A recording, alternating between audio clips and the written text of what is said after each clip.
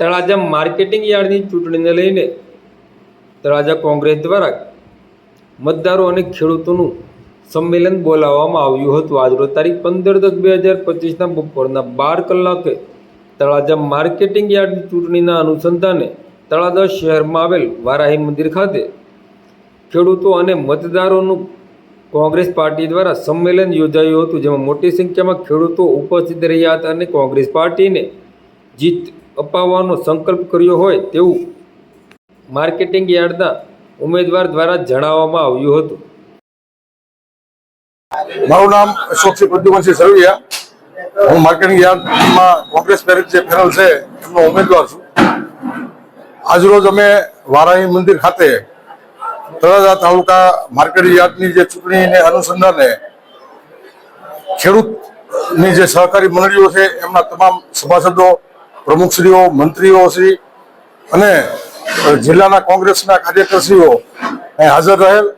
અને marketing yard તળાજાની અંદર કોંગ્રેસની પેનલનો વિજય થાય એ માટે બધાને વિનંતી કરવામાં આવી અને ખેડૂત લગભગ 400 થી 500 મતદારો પણ ઉપસ્થિત રહેલ અને અમને જે વિજય થશે એવો કોલ આપેલ છે। બળદેવ સોલંકી, ભાવનગર જિલ્લા પંચાયત વિરોધ પક્ષ નેતા, ખેડૂત પુત્ર। આજરોજ તળાજા ખાતે જે તળાજા માર્કેટિંગ યાર્ડની આવનારા દિવસોમાં ચૂંટણી આવી રહી છે, ત્યારે ભાવનગર જિલ્લાના તળાજા તાલુકાના તમામ ખેડૂત મતદારોને અમે વિનંતી કરવા માટે આવ્યા છીએ કે આવનારા દિવસોમાં ખેડૂત હિત રક્ષક પેનલને વિજય બનાવી અને ખેડૂતોના હિતની વાત કરવામાં આવે। જે રીતે ભારતીય જનતા પાર્ટીની પેનલની માનસિકતા છે, જે ખેડૂતોનું અહિત કરવાની માનસિકતા છે,